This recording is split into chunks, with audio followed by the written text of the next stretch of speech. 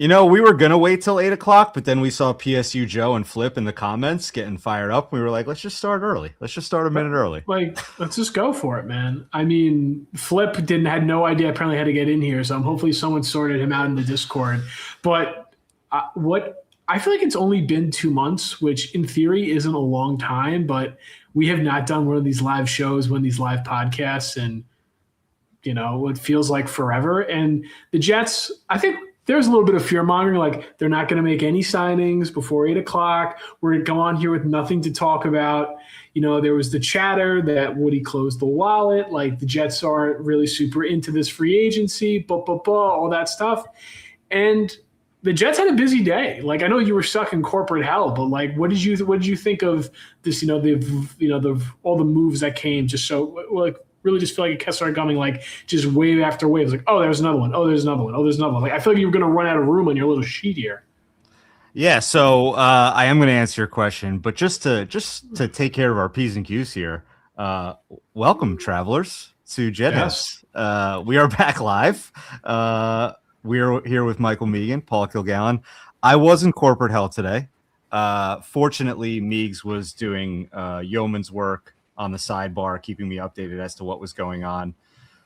I think you and I both texted a couple days ago with each other that we thought a lot of the noise from the beat about their, closing up the purse strings and all that. I think me and you were on it a little bit of like, I believe it, but like, I don't think it's going to be doomsday like everybody is projecting it to be. My takeaway from the day, first of all, it was just exciting to be getting things done. Like just to have things coming through the wire on a pretty steady clip throughout the day was nice. It was like a welcome change from the last couple of years, especially. And to not have them be any super embarrassing names. It also wasn't the super predictable names. Alex Anzalone signed today, wasn't with the Jets. So it's nice to take action, first of all. Number two, I don't think I'm like jumping up and down about the quality of everything, but these were all good professional signings that an NFL team should make. And I made the analogy to you today that this is, waking up early in the morning, showing up to work on time, dressed for the occasion. This is what you should do, right? So we should be happy that they are acting like an NFL franchise because the last couple of years, the Jets were showing up to work without their pants. So like the fact that they got all the right items of clothing on and are going about the day, like we're in a good spot. And so there's a lot more to do. I think we were hoping that maybe there was a wide receiver trade that was going to happen by the time we were live tonight. And who knows, we got an hour. There's plenty of game left. And that kind of would have brought it into a second level. But I'm not celebrating anything yet. I'm not predicting a record yet. I'm not being overly optimistic yet. Like none of that's happening. But this was all like, all right, cool. We're behaving like an NFL franchise. What did you think? Yeah. Well, first off, I want to shout out Alan for the $10 super chat. We also have to answer his question. Odds are Kyle McCord is going to be the Jets quarterback in 2026. I'm going to go with low. I mean, I think the one thing that is stopping my optimism and stopping my like, hey, this was a good day is that if Geno Smith decides he doesn't want to play football, like, what are we doing at quarterback? Like at the end of the day, like I think they addressed the holes that they needed. They had holes on defense. They raised the floor of the defense. The defense in no shape or form could ever look and resemble anything like it did last year, given how bad it went, especially when you're hot, you have a defensive coach who's going to be calling plays this year. Like they needed to make an investment in that side of the ball, and they did, which was good. But as things stand, the Jets quarterback is either Brady Cook or Justin Fields, which we know isn't going to be the case. Like we think Fields is going to get cut. Will Brady Cook be on the roster is like a real, is the fourth quarterback is a real question.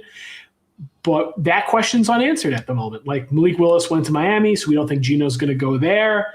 And then Arizona seems to be keeping Brissett. They signed Minshew, so they're going to go ahead with that. So like it seems like the Jets and Geno are kind of like the last two at the bar. And it's like, well, either we're going home to nothing, or like we're just gonna do this, and we're gonna bring back the magic of 2014, and like we're really gonna go back in the time capsule. I mean, Demario Davis is on the team again, for Christ's sake, so really just get everything going. Yeah, I mean, we are. So Demario Davis coming back for a third time is hysterical. Will said it on his pod with Dan today. Like It would have been nice if they just kept him both times. Like, don't let him go to Cleveland. Don't let him go to New Orleans. And we could be in a position where we had a guy that's been on the team for 15 years now, and we were just re-upping him the whole time. But it is what it is. But yeah, if we're going to turn the clock back all the way, look, I don't. My problems with Geno coming here are more about my own scar tissue with the previous Geno experience than they are with what Geno could do for this team right now with the current iteration of the quarterback that he is. It is kind of feeling like last two guys at the bar, and I'm not necessarily opposed to that. I still think that most of what's in play for what we've been talking about the last couple days, weeks of adding two veterans, which has become a popular thing the last couple days, that's still all on the table. Nobody really thought we were getting Malik Willis. I think if you look at the guys like who are signed, who was the only one we were really rumored to was like Mitch Trubisky, right? We never really were talking about Gardner Minshew. I brought him a couple times, but that was never really happening. Marcus Mariota, I guess, was rumored a couple times, but like it's all kind of still out there in front of us for a quarterback. Nothing really changed in my eyes today as far as the quarterback market goes. Yeah, it's just more of that. It isn't solidified and all the other things are, and you feel better about all the other things when you at least know what the thing is. And we have to shout out Izzy for this $20 super chat saying, get me Kyler Murray and AVT and I may have to go to the live show. Well, you should go to the live show regardless. Also, if we do sign Kyler Murray, Will told me explicitly that he will get you a Jets Kyler jersey. So hit up WillPaul11 in the Discord. He told me he's aces on that, Izzy, so don't you worry. Don't you worry. I guess, now that we have, we're going to get to our first caller, but what do you think of the chatter about AVT just wanting a new start? I know you're not going to put this up, so I'm going to put it up. I was never going to put that up. Yeah, I mean, did you see the Discord last week, or they were going to start in like the Badlands bunker tier to auction off one date a year with me? I did not see that. That is awesome. Yeah. So yeah. Before we get to Mikey T here, what was the question that you just asked me? I just couldn't stop thinking about you as a sex symbol. Have you seen the chatter that AVT wants a new start? And it's not that the Jets don't want him back or are letting him go. It's that he just doesn't want to sign here because he just wants like a fresh, thing given all the injuries and all the wonky things that have happened. It's understandable. Honestly, I kind of get it. When the fake rumor happened today about the Giants, I was like, dude, if you're going to leave, don't you want to go to a new stadium? That was kind of like the first place my brain went was like, if you're going to go, just go, dude. Like, don't just play on the same field. Yeah, don't go to the Giants. Like, if you want to go on the Raiders and you want to play next to Linderbaum and you want to be on the West Coast, because obviously he went to USC, he's from the like he's on that. That's where he grew up. Like, fine. Like, if you're going to do that, I don't want to be here anymore. Don't go sign with the team across town. That's my only real take about that. All right, so want to give it to Mikey T? Let's do it. So nice to put faces with names here. We talk to Mikey T all the time, but now we get to see it. What's going on, Mikey? What's going on, gentlemen? I apologize for the odd lighting here. I'm in my car before I head back into the apartment. It's very mysterious. Doing? I like it actually. Yeah, it's really good. Yeah, I can tell if you were in a gym parking lot or just on the prowl of town.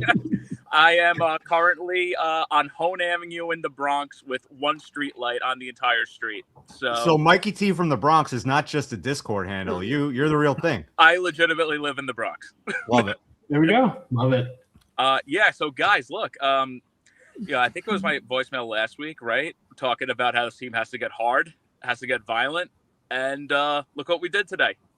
Good start. Yeah, Good start. I think I left that voicemail before the sweat trade happened too, and like we went from being very small, and like it was just so obvious every time this team was on the field. That the refrain has just been the last half of the season we stepped on the field and we got the doors blown off before the first quarter's over. That ain't happening anymore, man. I truly believe that. Like even like I knew Anagbari like by name recognition. Just watching like 5 minutes worth of highlights of this dude, he destroys people. He's huge, he's violent. Like I'm very, very happy. It seems like the Discord is too. And they're very much their moves that like it seems like they're betting on future, kind of like what they attempted to do with Brandon Stevens last year, where it's like, okay, that wasn't necessarily a name we all had on our radar. I know Will was on Kingsley for a couple weeks and Dan's been on him for a few years, but like wasn't necessarily a name we were all talking about. But these guys are guys that it seems like they're future bets, which is nice. And when you think of it, like almost a continuation of what happened starting at the end of training camp. It's interesting when you look at all of Muji's moves starting at training camp, because kind of last year we all wanted to get big and fat and mean, and then in the offseason, like nothing really happened. Like it just felt like nothing happened. But then all of a sudden we hit an inflection point at training camp where it felt like he was settled into the job. And all of these moves look a lot like those moves. And I'm talking about the Briggs and Phillips trades. Yeah, dude, even Brownlee too, man. Dude, Brownlee, the second he got hurt, right? And I think that was the Falcons game. I forget. But like when he got hurt and he was done for the season, very clearly, like I felt like a lot of the vim from the defense kind of left. You know, he's an MFer, man. That guy comes to hit people, and it's almost shades. He might be a better player. I'm not sure, but it's almost like when they brought in Buster Screen. Remember, the whole thing was just that like he's physical and he doesn't take any shit, and he's going to change the attitude of the defense. I kind of feel he's like that. Well, we got some pieces, man. And I think once we get Arvell and whatever other little pieces we add in the draft, we're not going to be a doormat anymore, man. No, I think the point is the best one. It's just that this team is different. This team did not like how it ended, did not like how they were portrayed, they didn't like how they got punked, and they got guys who aren't going to get punked. Like Demario Davis has been playing on a crap team for a couple of years now. Like it's not like he's going from Drew Brees' Saints to this iteration of the Jets. Like you got guys who have been in places where you had to turn things around. You've dealt with the struggle before. Belton came from the Giants. Minka was on a middling Miami team this year that really their entire coaching staff got fired. And the Brownlee point's so funny because we literally ended up trading like a 6th round pick for Brownlee and Minka Fitzpatrick because it's a 7th rounder we got in that trade with the pick swap, which is funny enough to think about. I was wondering like where that pick, I wasn't sure if it was like from Harrison Phillips or if it was from Brownlee. So they basically got 2 starting defensive backs for, 1 draft pick. That's like Howie Roseman shit, man. It's smart. It's nice. Yeah. It's refreshing. Yeah, it's really, really refreshing. And to be like, they weren't going to hit, on a 6th round pick anyway. So it's basically, it feels like it's free. It's free. They're not going to hit like a 4th round pick at this point. The last 15 years have literally been just the bonfire of the 4th round and on picks. Like, go get vets. Yep. Go. It's fine. Before I leave, all right, I gotta head back into the house. Got a music question for you guys. Go for it. All right. So I know you're both jam band guys. What do you think of Government Mule? Oh, I had a lot of fun. Meegs might be a tad bit too young to have been there. This is all Paul. I'm sorry to say. Yeah, so I went to a lot of Government Mule shows when I was in like late high school, college. Fun shows. It's Warren Haynes, Meegs. Okay. It's good time for sure. I can't give you a whole lot of memory from it, but yeah, dude, 100%. I went to my first show 2 years ago. He does every December 30th and 31st. He does like a 2-off at I think it's the Beacon Theater, and I went on the 30th a couple of years ago, dude. 3 hours. He's just ripping. He played War Pigs. It was fire, man. It was awesome. Yeah. So anyway, guys, great talking to you. I'm going to run inside. The show was awesome as always. It was great to finally meet you guys. Thanks, Mikey T. And I'm not going to catch you at the live show. We're expecting our first baby on the 26th. So congratulations. That's a legitimate excuse. Don't worry. We know you won't get shamed for that. I'll see you in August. Sounds good. Thanks, Mike. All right. Yeah, I feel like that's like one of like the 3 like viable like I can't make to the live show excuses for the Badlands fans, like having a child. Like we'll let that go. That one counts. But like only April, August that doesn't count. Like August, I had a child in March. Like no. Yeah, August we all got to lock in. I'll answer this question. I don't know. I went a couple years ago, so I went to the first iteration of it. I don't know if I'm going to be able to swing it this time. I know that one of them overlaps with a draft weekend, so we'll see. Yeah, look at you. Actually, I think what's so funny about the Buster Screen mention is like the Jets have had such like for as bad as they've been as a franchise, they've had like a sneaky good nickel corner run where like Buster Screen was good, Brian Poole was good, Michael Carter II was good. We really like what we saw from Brownlee this year. Like of all the positions that the Jets haven't really had like a hole there. I know it's normally one of the easier ones to fill. And of course, during a 15-year playoff drought, we have to cling on to things like nickel corner. But like it seems like they haven't had like a total dud in that position for a while. Yeah, Buster Screen got old after a while. He turned into a penalty machine after a couple years, and the whole like aura around him got old after a certain time. And it was like, all right, Buster Screen, he needs to get out of here at this point. And I think there's a good point there about where this team is right now and these people that they're adding on. Like this is a good kind of like booster pack to like get you back to normalcy a little bit. Like if you're not going to be good, you can at least be violent and dominant and push people around. Eventually, you're going to need to work in like really good players to complement that a little bit and to build a team. But for right now, that will very much raise the floor of what this team has been. And it'll eliminate, hopefully, the unwatchability that's been happening for a couple of years where it's like, not only are they losing, they're uncompetitive. It's impossible to watch. You feel frustrated that you have to watch it every Sunday. Like, hopefully that will go away a little bit. And as to the comment that said the Sphere is the greatest venue on earth, completely agree. Anybody out there, if you're considering going to the Sphere, just go. It doesn't matter what it costs. Like, figure it out. Go and check it out. After I saw Fish there a couple of years ago, I was like, I don't know if I'm going to be able to see concerts anywhere else anymore.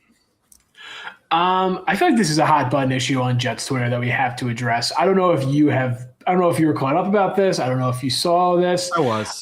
Okay. All right. Yeah. I've got multiple people who aren't even like Badlands people just like send me like, can you believe this? Blah, blah, blah. I think one of my uncles texted me. He's like, I hear Breece Hall's on the Bird app. I'm just like, all right. Okay. It's just who he is at this point. Like, you kind of know what you're in business with. Like, Breece is going to be on social media. Breece is going to tweet. I just think if you're a fan, you just got to ignore it. Like, it doesn't make it easier. It doesn't make it better. Like, in that regard, like, the Jets have decided that they would rather make an investment than Breece than part ways. You know, like, by all things, by all chatter, like, they aren't franchise tagging and just we're going to kick the can for a year. Like, they are trying to get a multi-year deal done. And if things change in July and, you know, we're going to have another trade deadline, we're like, will they do anything? Will they trade him? We'll broach it when it comes. But, like, I think you have to start taking the path that he is probably going to be on here and through at least 2027. Ignoring it is the only move. Analyzing it gets you nowhere. Trying to figure out what he's getting at gets you nowhere. It's very frustrating. It really is, because today, like that, 4-hour clip today where the action was pretty hot and heavy, and then you just like drop that Breece tweet in the middle of it, and it was a little bit of like a buzzkill, man. Like, we were like trying to have a good time, and then it's like, oh no, like the old Jets, and the old Jets attitude is like, don't worry, it's still here. And then you have like other beat writers, like other teams, like Pat Leonard was tweeting about this today and being like, this is the Jets' fault. They haven't handled this the right way. And so like, it just brings like unwanted attention that you'd like for us to be able to move on from at some point. And in a lot of ways, like, I think it's really tarnished the way people look at Breece, because he is talented. I'm not sure if the talent has ever met what we all were hoping it would be. But obviously the team likes him. They're trying to work out something long-term, like you just said. But at some point, I would have hoped that this would have stopped. And there's part of me that's like, well, maybe if he signs a 3-year, then it'll stop. But like, it probably won't. No, I don't think it's ever going to stop. I just think this is how he is. And like, I'm not, you know, I've said my piece. I don't need to keep harping on it in that regard, but for like, it really feels like the Dwight and Angela meme from The Office, where like you're just trying to enjoy the party, and then the mope, the set, like we finally think like it's gone, and then he just like, you know, pinches you on the elbow. Like that's how it feels. Like that's how it is. It's like maybe it's wrong, or maybe we give Garrett too much credit for like, you know, being the anti-Salah, like the thing that we prescribe. Like it really feels like all those guys are gone, and he's the one who's, you know, has stuck around. Yeah, and I don't know. Let me just ask you the question squarely. Do you think it changes with a deal? No, I don't. No, I just think he's a guy who likes being on Twitter. Like, he's going to tweet about. I mean, he was power ranking his Disney Channel original movies last week, and today is the 25th anniversary of The Luck of the Irish, which is actually one of the better ones. You know, just I still remember the first time I watched that when I was like 8 years old. So I don't know I think you might be too old for The Luck of the Irish, but banger of a movie. part of it with me, and I'm sure you're a little different here. Part of it with me is like I just don't understand. Like, and I'm not great at Twitter. I go on it. I'm not tweeting enough. Like, I do what I do. I mostly am like a consumer on Twitter more than I am putting things out. But I just don't get like firing off your thoughts into the ether like that when they're like not relevant, not helpful. Like, what exactly are we doing here? And for me, I just wish he was that's funnier. Like, that's really an age it. gap thing. Yeah, I just wish he was funnier. Like, if he was more of a shit poster, I think I would like give it more credence or give it more credit. And I don't know. He just doesn't seem to like land the plane, which I think like if there was like at least like a humor behind it, I think more people would get on board. Well, I think he's trying to be. I think he thinks he's funny. Okay. Well, Breece, shoot me a DM. Well, I can give you what's the Hitchhiker's Guide? I can give you the Shitposter's Guide. Like, don't worry. Don't you worry. Oh man. All right. So why don't we start going move by move here? We've kind of covered T'Vondre Sweat on our last episode. Let's talk through Minka. I think the money is a little misleading potentially. We don't know the full details of that yet, but I think the conventional wisdom is that there's probably an out after year 2 and that the year 1 and 2 money is pretty reasonable. I think Will put it really well today on that first pod that he did with Joe when he was like essentially like if Minka was a free agent and we signed him for $4 million more than Andre Cisco, would you be happy about it? And I think like the easy answer is like, yeah, obviously, of course we would. And so like you can kind of miss me with like the Minka's wash stuff. Like I don't think he is. I think there's a couple of years of football in there, and even if he is, I think this is partially a culture signing and a guy who knows how to play football in that position signing. Yeah, I mean, I think the Minka thing is only going to age well because that trade got announced at I don't know. I think I was it was right before free. It was like 9:30. I want to say this morning. We got the agent tweet. Rosenhaus, 3 years, $40 million. Everyone's like, oh wow, like the sticker shock. He's 29. Do you want to? And we still haven't gotten the guarantees out. And just it's a little tidbit for everyone. The longer it takes for the guarantees to come out on a contract, means the agent doesn't want to tell you what they are because there aren't a lot of them. Like the longer we hear about that, like I think this could be a glorified because he already had 1 year on his contract. This could be like a glorified, like you guaranteed some money in 2026 and then half his money is guaranteed in 2027. Like I don't think it's like a long-term investment. And I think your culture point's the biggest one where it's like the Jets need like the Jets need like they have Demario Davis, they have Minka Fitzpatrick, and they have David. I'm going to probably butcher this name, so Dan, I apologize. Onyemata. Like, they have one savvy vet who's been in this league a while at each level of their defense. We're like, what happened this year isn't going to fly when you got guys like that. Like, if you're trying to build a culture and you're trying to instill, like, you got to get, like, you can't have a team of 24-year-olds. Like, you need someone who's been there. You need someone who's succeeded. You need someone who's played at a high level. Minka's a multi-time All-Pro. Like, it's not like this guy was good, like Jamal Adams when he was good, 6 years ago, and his body is just physically not the same. Like, Minka Fitzpatrick still plays football at a high level. Mm-hmm. And he's got familiarity with Duker. There's a little bit of me, a small corner of me that gets nervous about like the bringing in an aging safety, with the Jets have a long history of going all the way back to Ronnie Lott. This is like the first time that they touched. I was going to say Ed Reed, but you really went back far, didn't you? Well, Ed Reed is also another one. LaRon Landry was another one. I think they had LaRon Landry. They had DeJuan Landry at some point too, who was never as good as LaRon. But so there's a history of this with the Jets a little bit, and so there's, again, much like I said earlier about the Geno thing, like any fear that I have about this is not based in Minka, the player, and the player that he's been the last couple of years. It's based in my own abused dog syndrome and PTSD from being a Jet fan and never being able to forget all the bad signings that we've had. But like, there's really nothing to not like about this at the current moment. And again, when we're talking about attitude and bringing in attitude guys, like, yeah, we kind of asked for this. I said on a pod, I don't remember who it was with a week or two ago. I was like, Jalen Ramsey, I'm not talking about Jalen Ramsey, the player, but like a person like Jalen Ramsey, if we get somebody in there like that, who's going to be loud, who's going to be in people's face, that's something I sign up for. And, Demario Davis is another guy like that. That's going to be loud. He's going to be vocal. There's not going to be that quiet leadership with him. And we got him back for a third time. So Yeah. Do you know, before we get to Ossai, I actually want to touch on Demary. You know what I watched about 30 times today since I got home? Is the video of the defense in 2017 just dancing as they absolutely pumped the Bills on Thursday Night Football. Like, can we get those vibes back? Can we Jets dance to everything?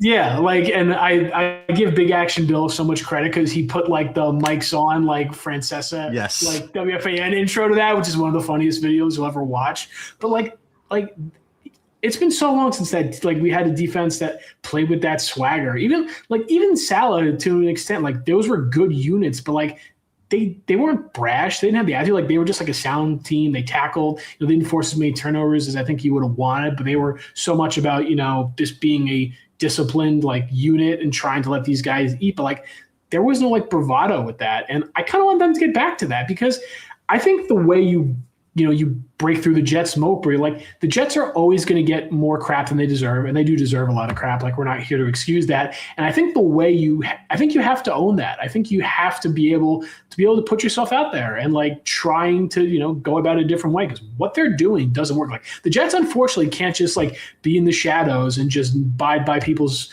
and people don't notice them. Like, unfortunately, they are a lightning rod, and you got to embrace that. Yeah, 100%.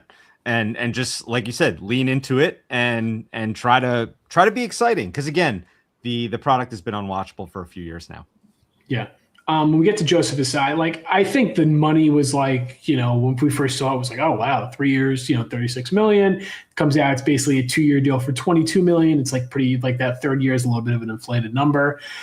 They needed a third edge. They needed, like, regardless of if you are all in on Arvell Reese, want him to play edge, or you're all in on David Bailey. Like, I think the David Bailey, Arvell Reese, like, as run defenders, at the edge position is like a fair question. Like, I don't think David Bailey's a bad run defender. I think he's competitive. He's just a smaller body. I don't think you can have a good run defense if you have Will McDonald and David Bailey and Arvell Reese. I'm not like on the field as your primary run defenders. You need someone who can play early downs. And Joseph Ossai, who people think is going to be a better fit in a 3-4 than he was in a 4-3, is a good run defender. Can help with that. He's had 5 sacks the past 2 years. So, you're trying to see a little bit of the consistent stability that they're hoping for at that position. Like, they need to get another body in there, and they got 2 of them with him and Ngbare, which I think Ngbare was always a quality run defender at South Carolina. I remember during his draft year, he was like the classic, like, 5th round, like, mock draft pick. I think on draft season, on like through the guide, it was like, day 3, they should just take him. Like, his body's probably maxed out, but he's got a super high floor as a player, and now he's on the Jets funny enough, where he was like a pretty decent rotation option for the Packers, who have had a good defense. Yeah, as far as Ossai goes, his production has been trending upward. He played about 50% of the snaps for the Bengals last season, I think. And so, again, I alluded to this earlier. This is a betting that there's more there. Will said on his pod with Dan today that he's got more sacks and he's 3 years younger, more sacks in his career than Jermaine Johnson, and he's 3 years younger. So I'm okay with that. And it, like, depending on what we do with the number 2 pick, this is a guy who's like probably taking the lion's share of Michael Clemens reps. So if you just view it in that vacuum, this is like, okay, fine. We're going to complain about a guy who's had 5 sacks for the last 2 years taking Michael Clemens' job. Like, I don't think so, right? This is a floor raiser. We don't know what else is happening at that position. We know that they're not done. They made a few moves today, but likely, I think still that the number 2 pick goes to that position as well. So there's this room is not finished yet. I'm not gonna taste the brownie batter and say that these brownies suck until the rest of the ingredients are in and we put it in the oven. So need a little bit more time on the position room. But I think when you just look at like who he's probably replacing from a body standpoint and the production that he's shown versus the production that the previous guy had, how can you complain about this? Yeah, I think if you're a Jets fan, you should look at Joseph Ossai, and then you should also look at Dane Belton, who I think had the the lowest missed tackle rate of any safety with so many snaps this past season. It's just like, hey, this is the replacement for Michael Clemens, and this is the replacement for Tony Adams. 2 players who are much maligned by this fan base. Clemens, who never ever did anything correctly. Tony Adams, who was wrapped in bubble wrap for half the season, and like that is gone. You have new bodies, you have new skill sets, and we don't have to deal with the baggage that existed. Like the Jets, McGregor is not going to be in this defensive line rotation. Neither is oh god, who's the guy in Connecticut whose name I forget? Eric Watts, sandpaper Watts.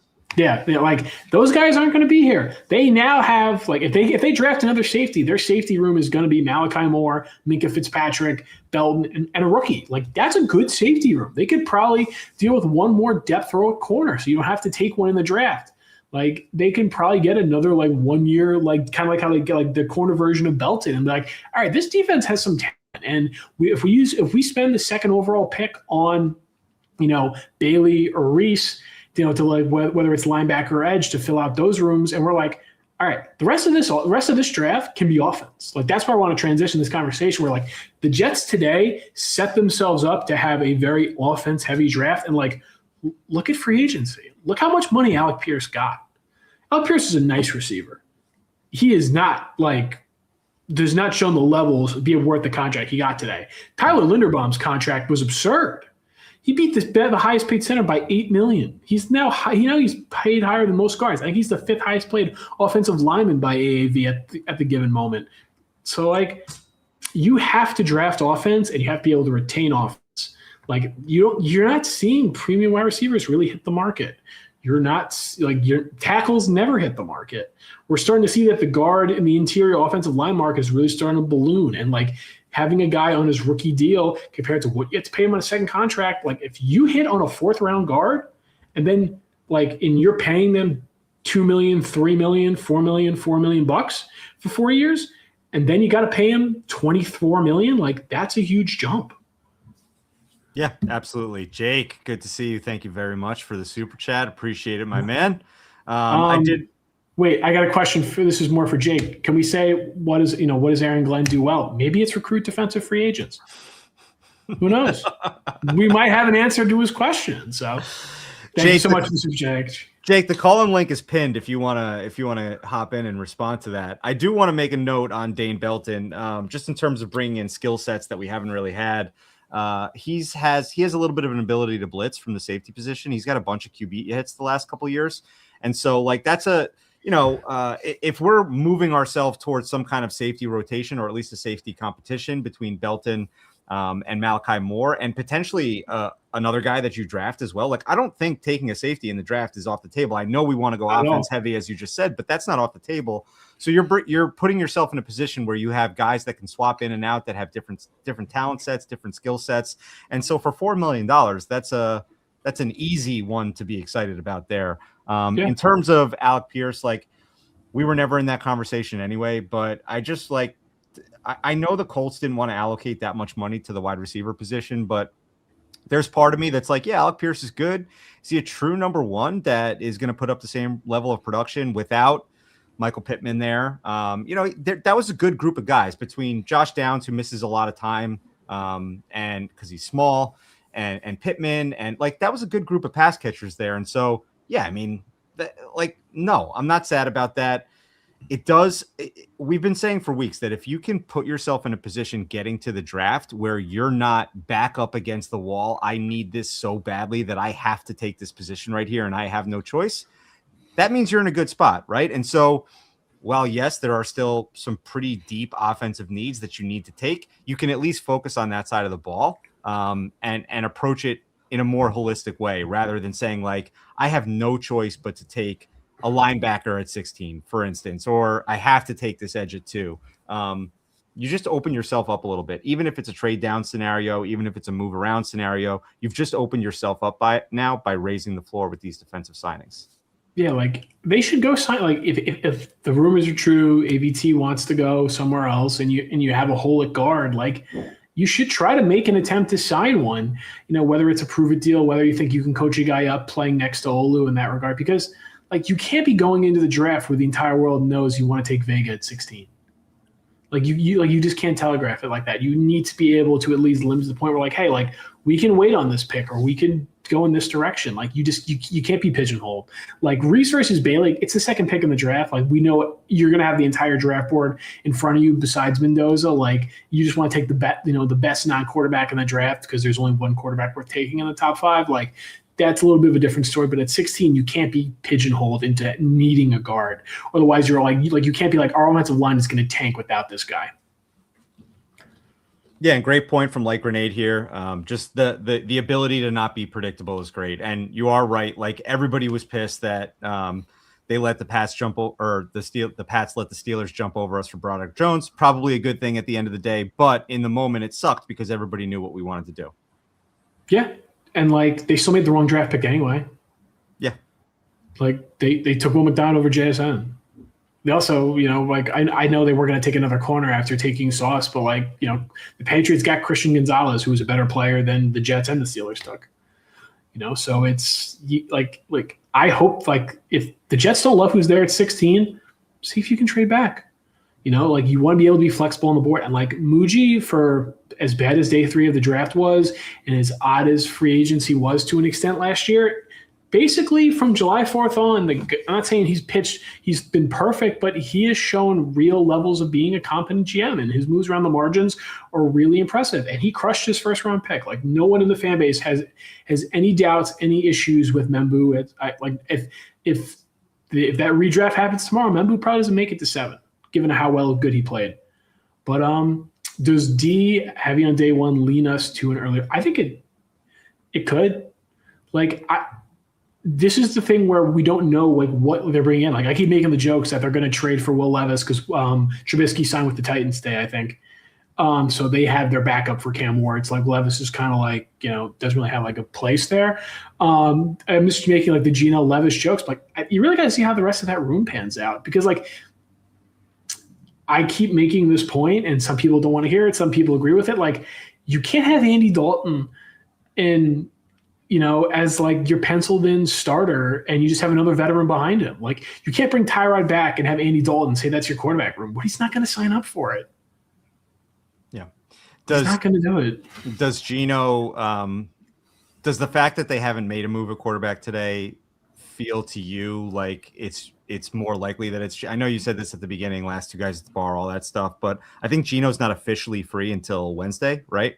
Yeah, he isn't. And Tua also isn't officially free until Wednesday, but expected to sign with the Falcons. Like, Kyler's the same way. He's not officially free until then, but he's free. Like, so like I think it's a little.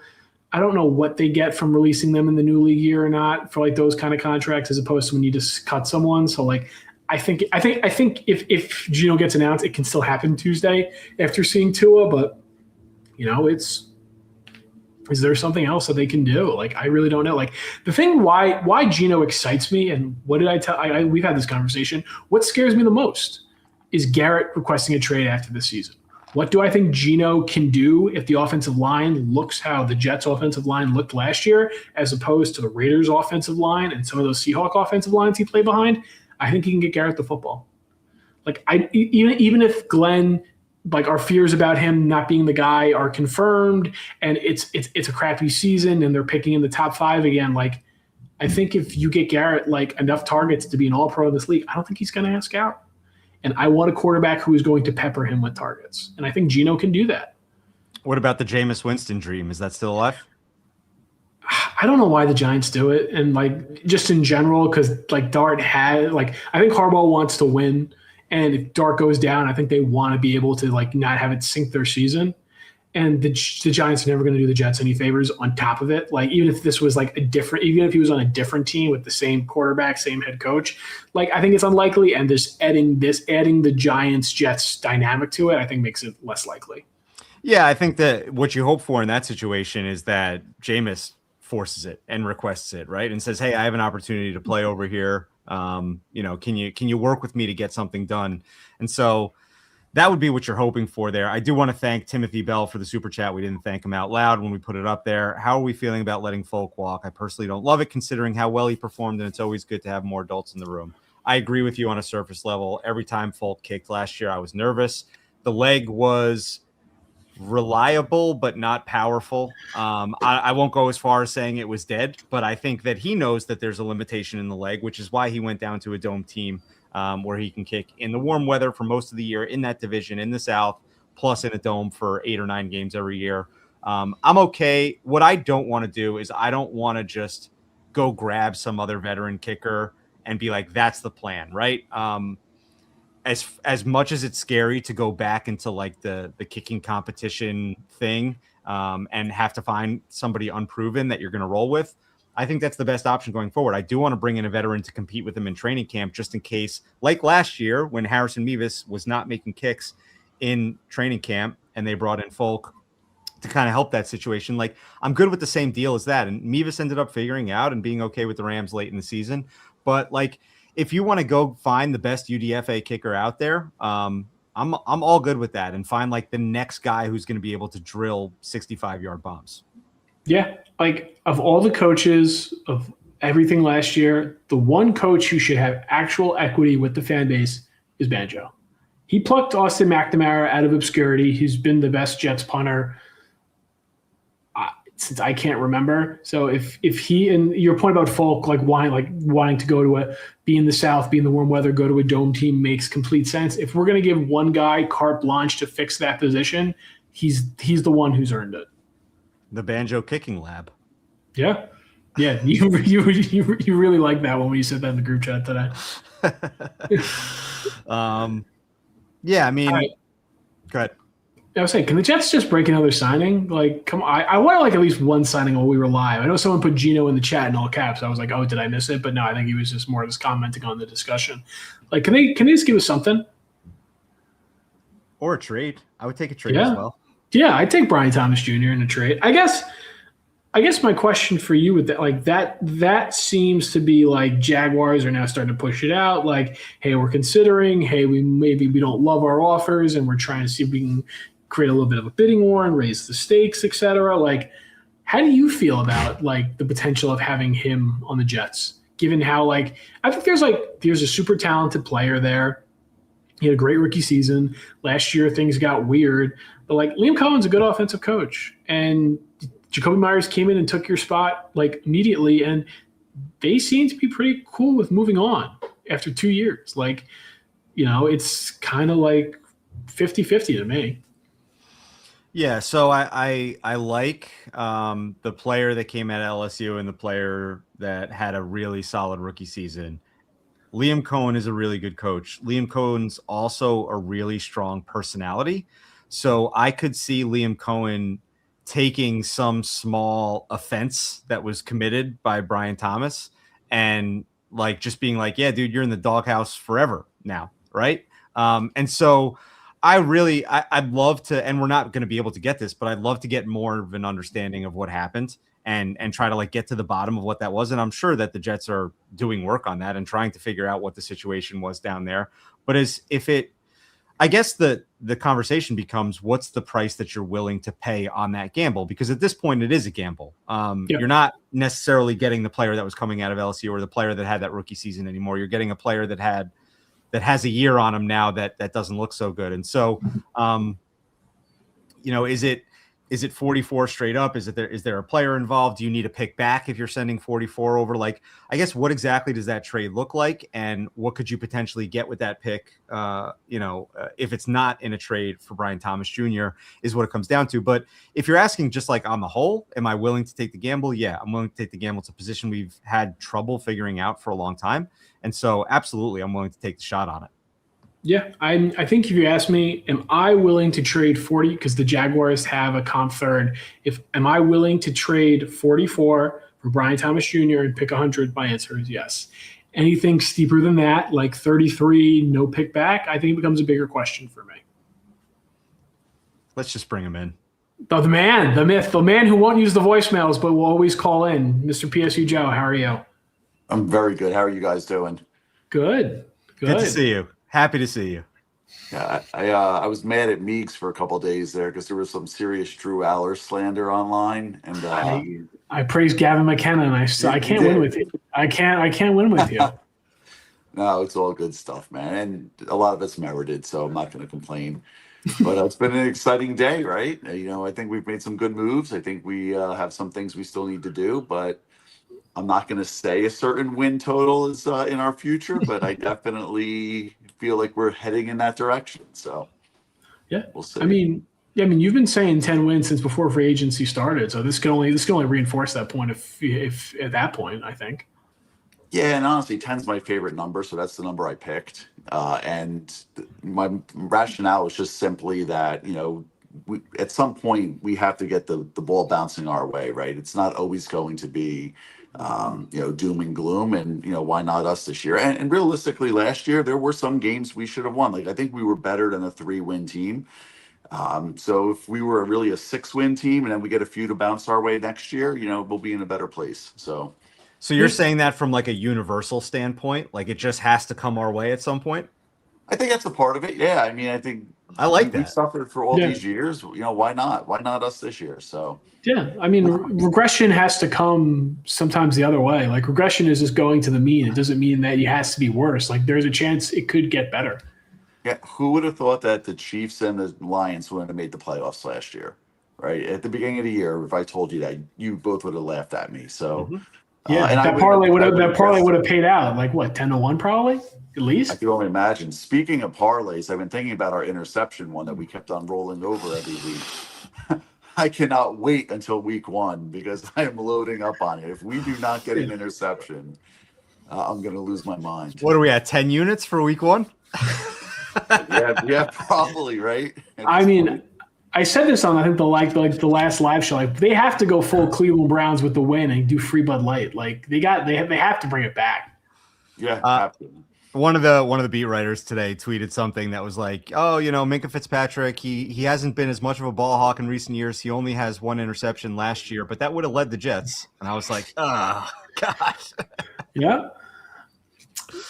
Yeah, Yeah, I guess the real question is, do you think they get their first win or their first interception first next year? Ooh. Well, you figure we're probably going to open with Tennessee. That's right, the betting favorite right now. I think we're going to win that game. So Aaron Glenn better win that game. I don't want to deal with our emotional owner losing to that. Aaron Glenn's got to win. Like division games are what they are. He cannot lose to Arizona and he cannot lose to Tennessee. Yeah, I agree. Win those 2 games for sure. I'm going to say first win and first interception in the first game. Okay. We'll be loading up on it. That's a prediction today. I don't even know who we're playing. Okay. For sure.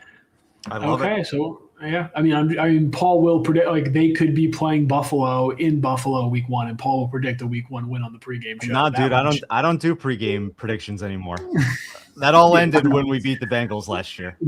Yeah. Believe me, I honestly, I should screen grab this when you try to make a prediction this coming September, because as our loyal listeners know that me and Paul are doing the show together until they make the playoffs, so we can do it live from the MetLife parking lot. Or if one of us dies before that happens, they have to bring our ashes to the parking lot for the game. So it's a deal locked in blood. That's how pot committed the 2 of us are. That's awesome. What do you guys think about Sherwood? We gonna move him beforehand, or will he be? I don't know.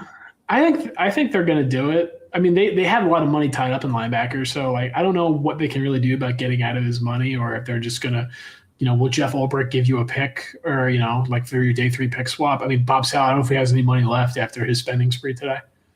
It feels like it could be a wait and see approach of like, let's see how we can fill out the position otherwise, whether that be the draft or free agency or anything else that's possible out there, if it's a trade or anything like that. So I think they're not just willing. They know that there is clay, I'll call it, with Sherwood, that like there's something there that you can do with him. What he was being asked to do last year was too much, and that was very, very obvious. But you put Demario Davis next to him, and that lightens the load a little bit. Can you upgrade it in the draft? Then maybe it's more easy to say, like, you know what, like let's just trade him to Atlanta or Tennessee or somewhere else. But until then, like you're not just going to cut him. I don't think they're viewing that necessarily as an addition by subtraction thing. So I think like we don't have an answer yet on that. Like it could still happen, but I don't think they're going to do it until there's another plan in place. Yeah. Life with Demario Davis could be different for him, and there's a real play that you can learn from. And Demario Davis allows him to be, Demario Davis is a bigger linebacker than Quincy Williams was. You allow him to play with a bigger backer. Maybe you see a little bit of a rebound for Sherwood. I want to put this comment up because my longstanding belief is they actually make the playoffs because Geno is not a loser choker like Ryan Fitzpatrick. I'm gonna push back on you on this though. This is one of those things that everybody at Badlands we all talk about it with each other, and everybody just accepts it as fact that like we would have been better in 2015 with Geno. Yeah. Geno at that point, like, dude, he was a backup for like 3 or 4 years after that. He was not a competent starter in the NFL at that point. He wasn't allowed to be. While I understand that Ryan Fitzpatrick is what Ryan Fitzpatrick is, and we don't need to go down that road, what more would Geno have given you in that season than Ryan Fitzpatrick gave you in that season, right? Like Ryan Fitzpatrick didn't drop the ball, dude. Kendrell Tompkins did. He also threw 3 picks before that pass, but I digress. What was the last game that Geno played in the 2014 season? Yeah, he had a perfect passer rating in Miami. It was the Miami game. Yeah. I mean, it was 2 games. It was that and the Packer game. He played really, really well. Yeah. When he out-goaled Aaron Rodgers. Yeah, he didn't have Brandon Marshall to throw the ball to then. So they definitely make the playoffs with Geno. I will die on that hill. The Jets like Geno being good on the Jets and then having to just deal with Fitzpatrick doing a Thursday night interview would already bother me. So look, I don't like Fitzpatrick the person either. Literally the worst Jet of all time. Do we want to kick this one around? What are you feeling? Oh God, no. Maybe a 7th round pick swap. I don't know. I just wanted to elicit some groans. I'll say I'm out on that. I'm out, especially at a 4th round pick valuation. Yeah. Like you can't give yourself your own nickname. That's just a Cardinal rule. Imagine the memes if the JJ McCarthy meme every time he played for the Jets. That would get out of control for us quick. See, the hater in me has absolutely no chance. Like it's just that would be so toxic. Does the universe just be like, we can't allow this to happen? It has to go the other way. Like JJ McCarthy on the Jets being as bad as he was on the Vikings would like literally reach like a fever pitch that maybe we haven't even seen. So like that is there the universe just being like, no, we can't allow this to happen. You can't reach this stage. I mean, that could be rock bottom. Yeah. We're wondering where it is. And now let me just ask you one quick thing before I go. Geno, what do you think the odds are that he does come? Because I was wondering, maybe he just doesn't want to be here. That's possible. It's a real question where it's like Miami, Malik Willis is signed there. It really just, does he want to play? Does he want to play is the real question, because if Arizona isn't going to open up and Cleveland seems like they're going to do whatever Cleveland's doing, like where is it going to be? Like unless Minnesota isn't in on Kyler, which everyone seems to think they are, like I just don't know where else you're going to start besides here. Do you think he would consider backing up, Mahomes in Kansas City rather than come here and start? I don't know. Because the money is going to be the same because the Raiders are on the hook for his money. I don't know. No financial incentive, right? It's just a matter of, does he have PTSD from his time here? And I mean, think about it. Like he's going to walk into the locker room that he got knocked out in. I mean, there's it's very Jets. I'll leave it at that. It's very Jets. Right. So before we let you go, Joe, let's get you on the record for the number 2 pick. Oh, I think it's Reese. Okay. I'm with Meegs. I've thought it's Reese for months now. I am interested in 16 on where we go there, though. I know nobody wants the guard. He's a hell of a guard. I could say that much. Joe, no one wants the left side of the offensive line more than you, besides maybe Connor Rogers' dad. But you two are the top. You two are the top of that. Who want the left side of the line? That's right. That'd be awesome. Be all nitty lines. But Joe, it's always great talking to you. Yeah, thanks, guys. Great job. Keep it up. Bye. Thanks. We had to get the Discord legend in here before the show. How you doing? It's funny. I was talking to Andy in the Discord, and I said, I think I'm just high enough to join you guys tonight. For this, kids are down, edibles in. Let's have some fun, boys. I was wondering why it took you to the last 8 minutes of the show to be like, "Oh, Jet Snome's here." Because I've been quietly listening with my headphones in while I put my son to sleep. So now that he's done and I can sneak away, I figured, why not? Unintentionally have a Badlands shirt on, so the one of the originals. Look at that! Beautiful. No, how you guys been? I said, Paul, you're looking slim. I liking it, man. Thanks, good. Man. I appreciate you noticing. Yeah. Down about. Now you got to stand up, turn around, and see the rest of it. But that's a different story. You know? No. Today's a good day. I mean, I said we made a lot of smart adult decisions today. So for making smart adult decisions, it's good. And it's funny because I was trying to at the same time as having everything happen live and being in the Discord and working, I was also trying to listen to other, whether it was PFF, they had their live show. At the Athletic had their live show. I had ESPN and NFL on. And I heard the Athletic was just dogging us the whole time, like praising the moves and then just dogging the Jets the whole time. So it's funny, and a few different ones. When the day started, it was very much of a, man, I really wish that guy just didn't go in the Jets because I like that guy. I like the player. Not a bad contract, good signing. And when they got closer to the end of the day, when there was like the fifth signing, so it was pretty much after Onyemata, the response was like, all right, I see a little bit of vision here. Do I think any of it matters? Not really. They're still the Jets. They're not going to go anywhere this year. But, if this is something to make them a real adult franchise, then we'll do that. I'm like, you know what? Hey, it's, it went from openly laughing, and it wasn't like they any of the picks were specifically bad. They're like, wow, DeMario Davis, I want him on the Bears, was what our Mays said. But I wish if he was going to get a couple more years in, it wouldn't be on the Jets. It's just like one of those side comments. But either way, though, it was very funny how as the day continued, and you got past the Fitzpatrick and you got past the 3 around 1 o'clock. When the rest of the day started coming out, and you look at the other contracts that were getting paid. I think I saw the number today. I had it before, and this was before the Titans signed a few more. The Titans had $259 million spent on 5 players. And that was before they just added 2 more in the last hour. I think the Commanders had 169, and someone else was up there. The Raiders were up in the 180, 190 range. The Jets, only spent $70 million. Yeah. Now, great, AAV.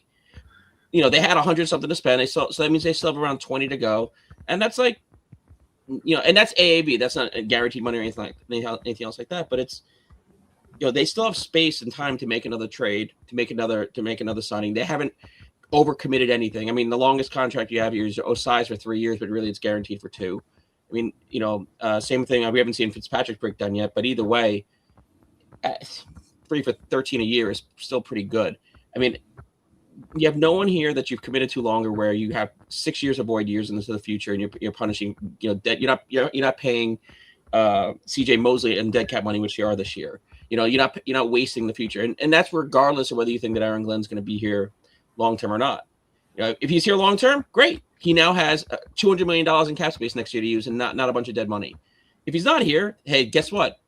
That new coach is coming in. Not only do you have the 3 first-round picks, you have the second-round pick. You also have that same $200 million in cap money. You're not wasting $100 million in dead cap like you are this year. So, I just think it's smart. And regardless of what happens after this, at least we're not the laughing stock of like we have been in some of the days where they're like, oh, look at that, it's another spending spree by the Jets, but it doesn't matter. Well, at least we didn't do the spending spree part of it. Yeah. The Jets didn't win free agency in day one. I think Tennessee took that crown, running away, which, Brian Dable and Bob Saleh just collecting all the players that from the place that they got fired. Just seems like a bang up strategy. I'm sure that's going to work. If you can only combine the 2001 to 2003 New York Jets and New York Giants, we've said for years, like, whatever happened, you already put the Giants and the Jets together and they got to play the Chiefs. Yeah. Would they ever win? Or, you could finally see it for the first time ever. 2026 Tennessee Titans. Will the New York Giants from 2023 and the New York Jets from 2023 win 5 games? Because I'm sure, I don't even know what our records were then. Probably didn't beat 5 wins. So let's just assume, can they beat what either team did individually back in 2023? That'd be so funny if it's where it's just like, can they beat the Chiefs? And it's like, actually, no, they finished 4th in the AFC South, which is pretty much guaranteed. And by the way, I mean, some of the signings aren't bad. It's just everything they spent was just way, especially on the defensive side of the ball, was way overpriced.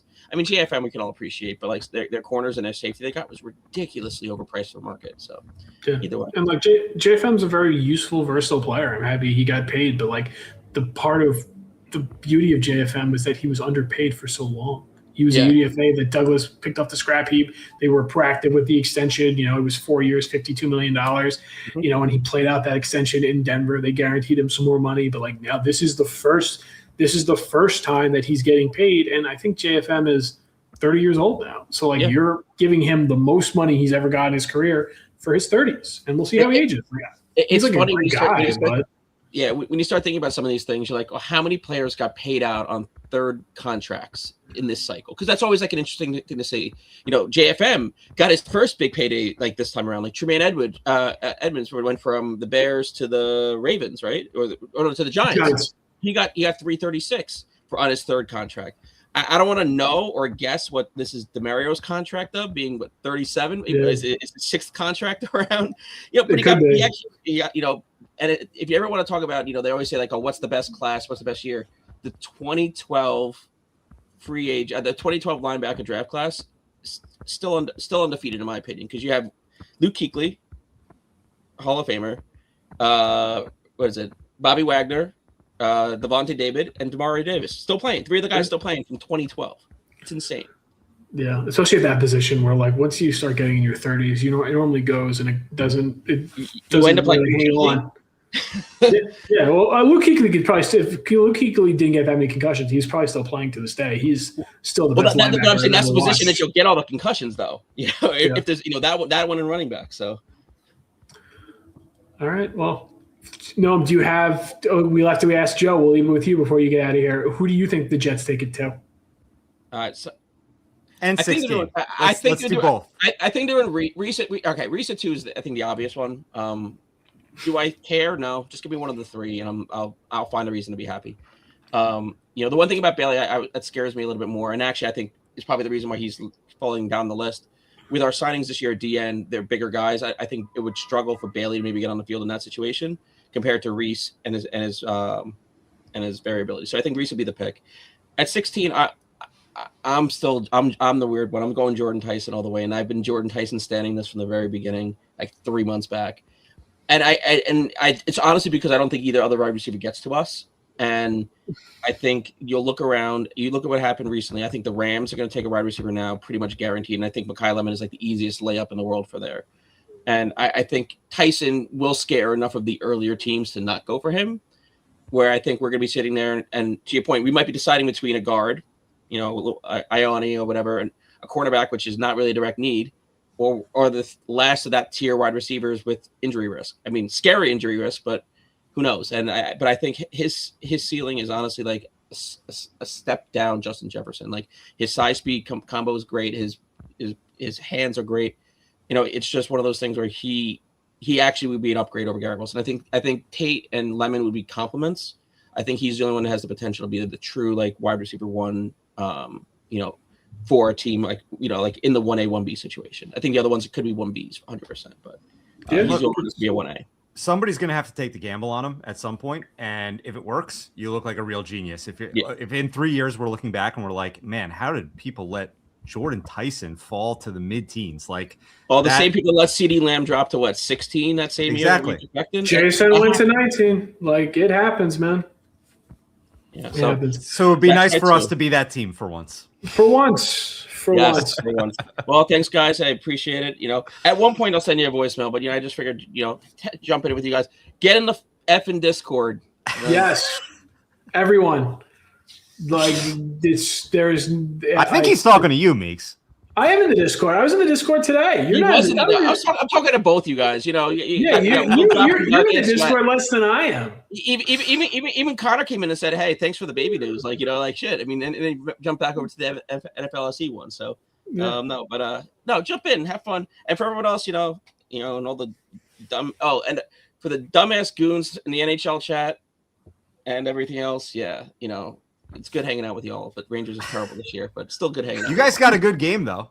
Hey, no, we all bet for the Rangers to lose, and it to be under 5.5 goals, and the Rangers to lose, and it got to overtime, tied 2-2. We're like, the under's going to happen. We just need the Rangers not to win.